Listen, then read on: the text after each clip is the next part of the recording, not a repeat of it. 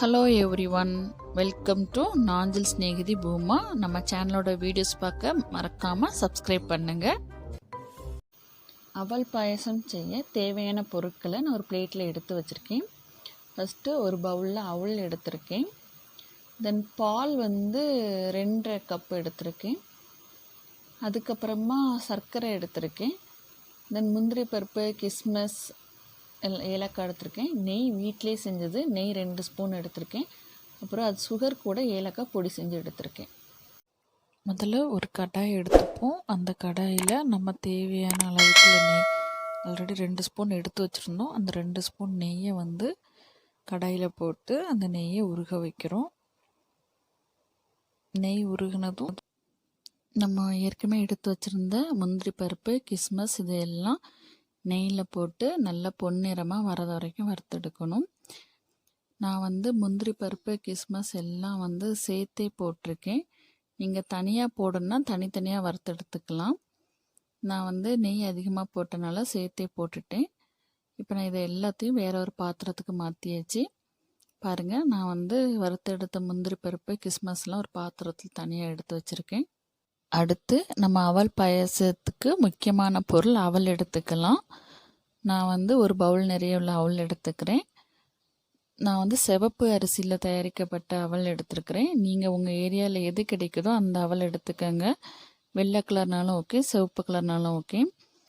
சிவப்பு அரிசி ஆனால் உடம்புக்கு ரொம்ப நல்லது. அதுலேருந்து தயாரிக்கப்படுற அவலும் உடம்புக்கு ரொம்ப ஹெல்த்தியானது.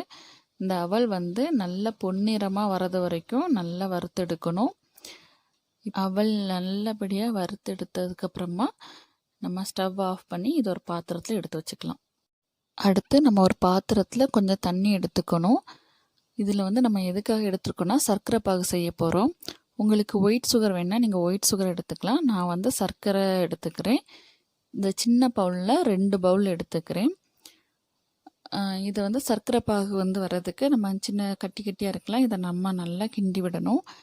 இது நல்லா கொதி வந்ததுக்கப்புறமா இதை இறக்கணும். நான் கொஞ்சம் தண்ணியாக தான் பாகு எடுத்துக்கிறேன். எதுக்குன்னா நான் நாட்டு மாட்டு பால் யூஸ் பண்ணுறனால அதில் தண்ணி சேர்க்காம பாகுலே தண்ணி சேர்த்துட்டேன். பாகு நல்லா கொதித்து வந்ததுக்கப்புறமாட்டு இதை நம்ம என்ன பண்ணணும்னா இன்னொரு பாத்திரத்துக்கு மாற்றணும். ஸோ அப்போ பாகு நமக்கு தேவையான பதத்தில் வந்துடுச்சு. இனி இதை தனியாக ஒரு பாத்திரத்தில் ஒரு அரிப்பை வச்சு அரித்தெடுக்கிறேன். ஏன்னா அப்போ தான் அதில் உள்ள கசடுகள்லாம் தனியாக போகும். தேவையான அளவுக்கு பாகு எடுத்தாச்சு.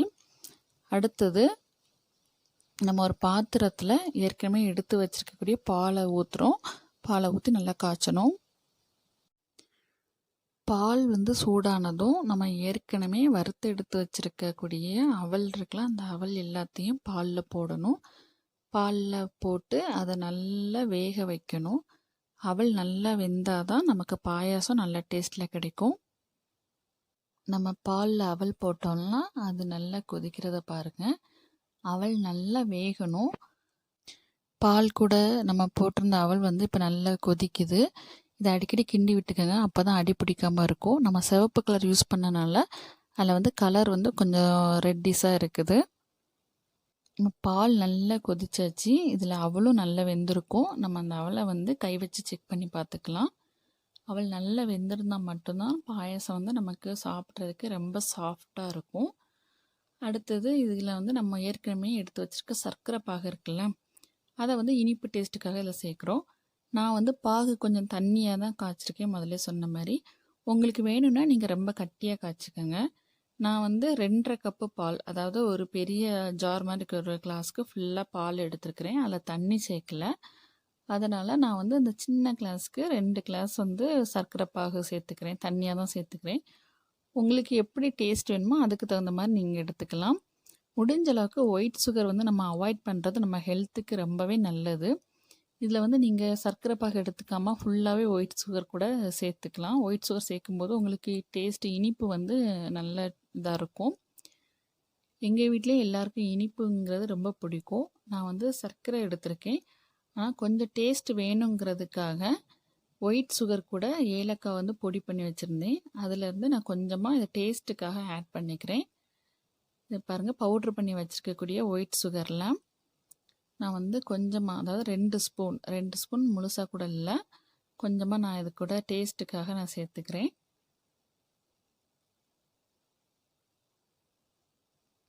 இதை நம்ம நல்லா கிண்டி விடுவோம். இதில் பாருங்கள், ஏலக்காய் வந்து அதில் மதக்கிறது உங்களுக்கு நல்லாவே தெரியுது.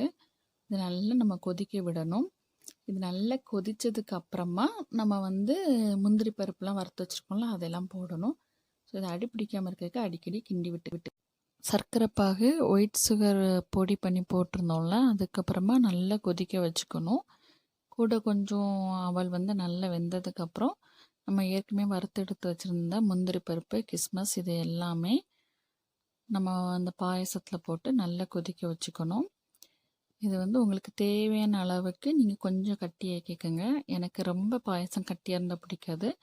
ஸோ நான் ஒரு மீடியம் லெவலில் கொஞ்சம் தண்ணியாக தான் வச்சுக்கிறேன். பாருங்கள், நம்ம பாயசம் ரெடி ஆகிடுச்சு. ஃபைனலி எம்மி அவல் பாயாசம் ரெடி. இதை நம்ம வீட்டில் உள்ள எல்லாருக்கும் கொடுத்து இனி நம்ம அதை என்ஜாய் பண்ணலாம். இது விசாக், நம்ம வீட்டு பக்கத்து வீட்டில் உள்ள பையன் வந்து பாயசம் கொடுத்து எப்படி இருக்குன்னு டேஸ்ட் பார்க்க சொல்லலாம். விசாக், இது சாப்பிட்டுட்டு எப்படி இருக்குது சொல்லு.